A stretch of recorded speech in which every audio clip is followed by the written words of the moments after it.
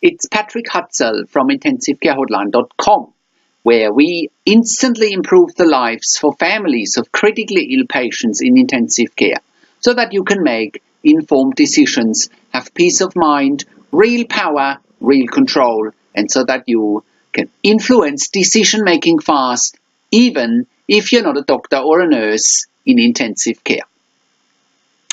This is another episode of Your Questions Answered. And in last week's episode, I answered another question in this series of questions from my client Sue. And the question last week was part 2 of My dad has end-stage HIV and is on Ecmo in intensive care. Can he have a lung transplant? You can check out last week's episode by clicking on the link below this video.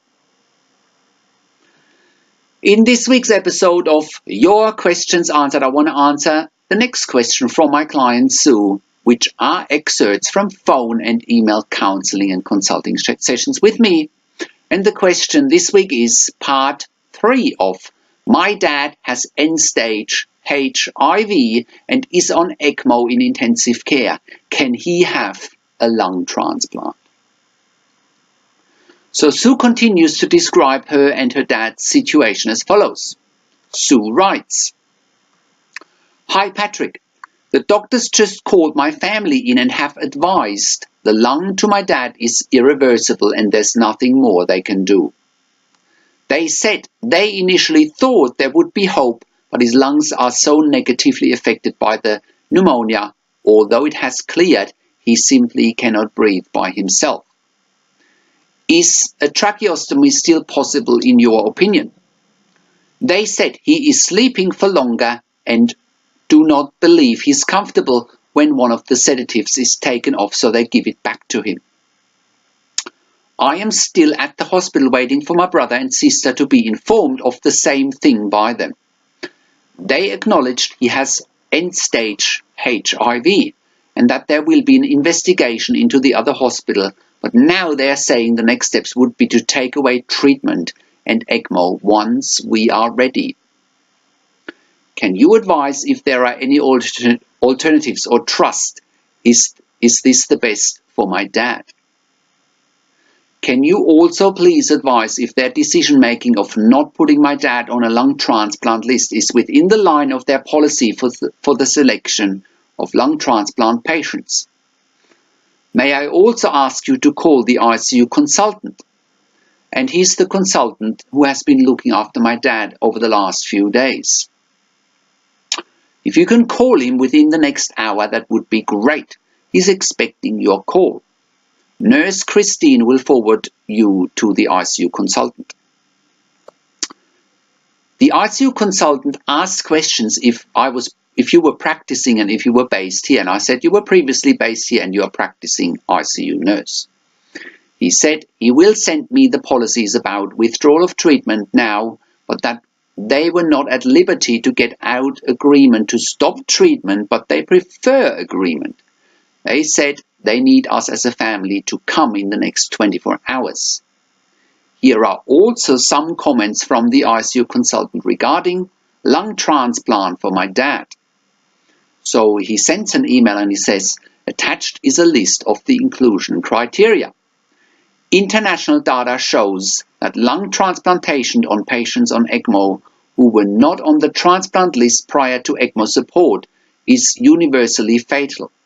Couple this with your dad's weight and other issues, I can say with confidence that he would not be a transplant candidate.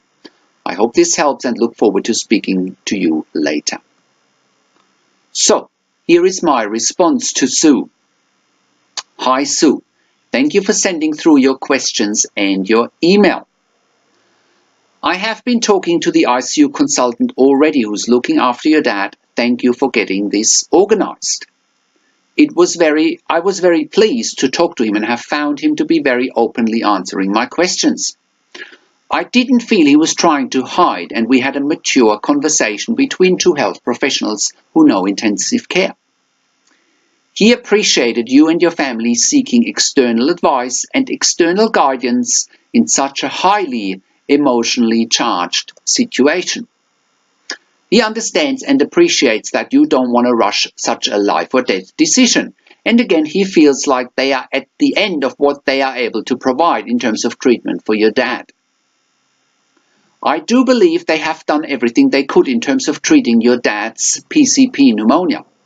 The only thing that I would criticize is that they should have informed you much earlier about the possibility of a tracheostomy and therefore the advantages and also drawbacks that come with a tracheostomy. And they should have also informed you about the potential and the possibility of Ecmo being used as a bridge to a lung transplant. Both a tracheostomy as well as the listing for a lung transplantation would not have been guarantees for your dad's survival, but it could have stacked the odds in his favor.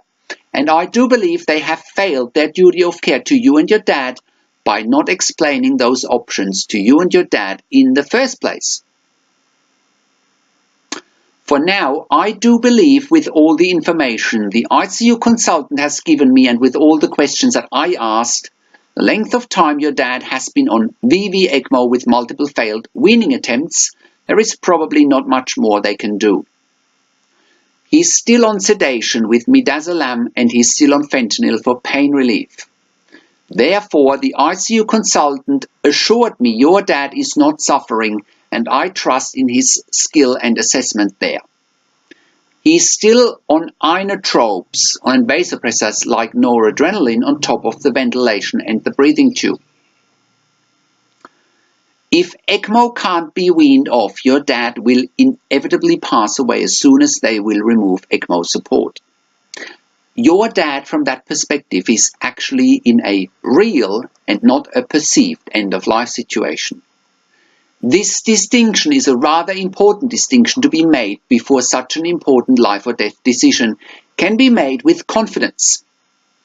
You might want to check out an article and video that I made about the difference between real and perceived end-of-life situations when your loved one is critically ill in intensive care. I put a link to that article and video below this video in the written version of this blog. And if you're watching this on YouTube, go and click on the link below this video. That'll get you to the website.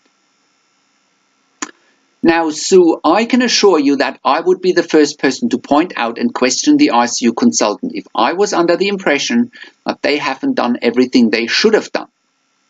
Again, besides not being transparent about the potential for a tracheostomy as well as the potential for a lung transplant, I do believe they have done whatever they could have done. I'm also pleased to see that they are cooperating with you in this inevitable and also once-in-a-lifetime end-of-life situation that you need to be bracing yourself for. Furthermore, I have looked at the lung transplant policy and I have looked at the relevant sections. Please note the following. PCP pneumonia is not listed as one of the factors that could lead to a listing for a lung transplant. It's mainly chronic lung conditions leading to the eligibility for the listing to a lung transplant. Your dad's condition is not a chronic lung condition, but rather an acute lung condition. Patients being considered for lung transplant also need to meet the following criteria. They need to be on maximal medical therapy. They need to have the potential survival benefit from transplantation or a potential significant improvement in their quality of life as a result of the transplant. They need to have projected post-operative survival for more than 5 years with a quality of life acceptable to the recipient. Those are the key criteria which are required, and none of these criteria is applicable in your dad's situation. The best outcomes you get when patients are eligible for a lung transplant is to make a decision and selection early on in a disease process. That's where I believe the ICU didn't follow their duty of care in the beginning.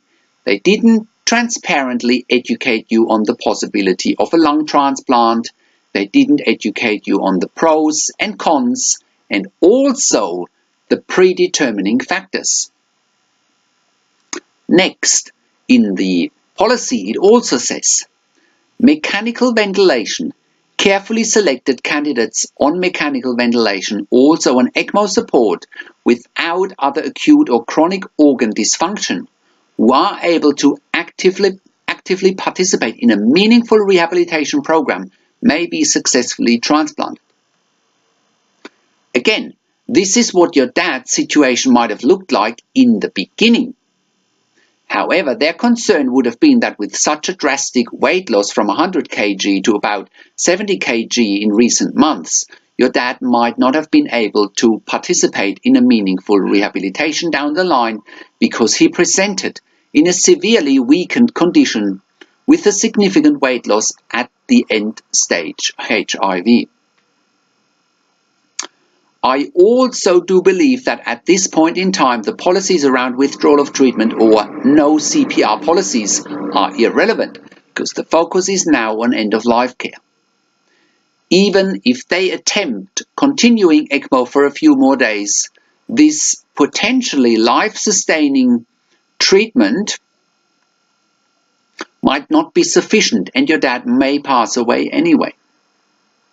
With the Ecmo and the inotrope and vasopressor therapy, it only takes one form of life support to be taken away and your dad would not be able to sustain life.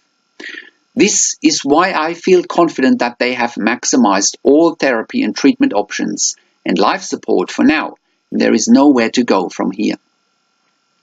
At least they have been open and transparent in sharing their policies with you, and there is nothing in the policies that they are not adhering to.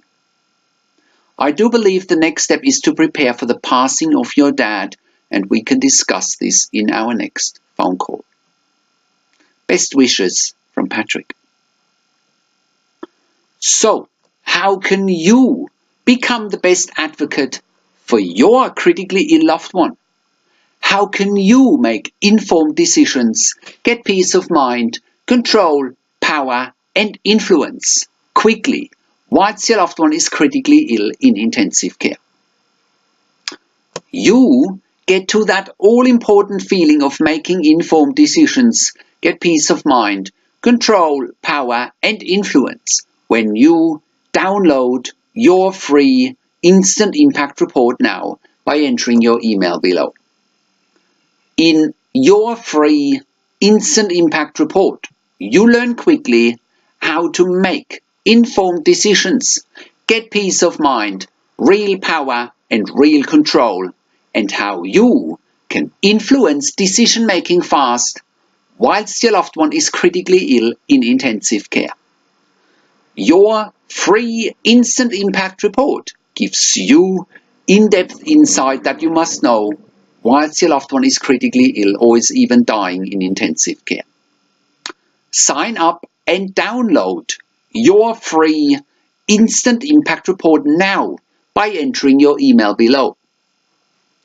In your free Instant Impact Report, you learn how to speak the secret intensive care language so that the doctors and the nurses know straight away that you are an insider and that you know and understand what's really happening in intensive care. In your free report, you will also discover how to ask the doctors and the nurses the right questions. Discover the many competing interests in intensive care and how your critically ill loved one's treatment may depend on those competing interests. How to eliminate fear, frustration, stress, struggle, and vulnerability, even if your loved one is dying. You get 5 mind-blowing tips and strategies helping you to get on the right path to making informed decisions, get peace of mind, control, power, and influence in your situation. You'll get real-world examples that you can easily adapt to your and your critically ill loved one's situation.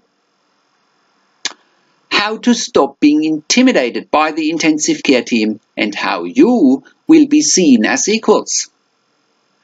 You'll get crucial behind-the-scenes insight so that you know and understand what's really happening in intensive care. and how you need to manage doctors and nurses in intensive care, and it's not what you think. Thank you for tuning into this week's Your Questions Answered episode, and I'll see you again next week in another update. Make sure you also check out our blog section for more tips and strategies, or simply send me an email to support@intensivecarehotline.com with your questions.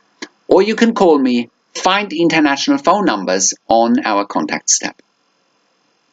Also, check out our ebook section where you get more ebooks, videos and audio recordings, and where you can also get one-on-one counseling and consulting with me via Skype over the phone or via email by clicking on the products tab at the top of the website.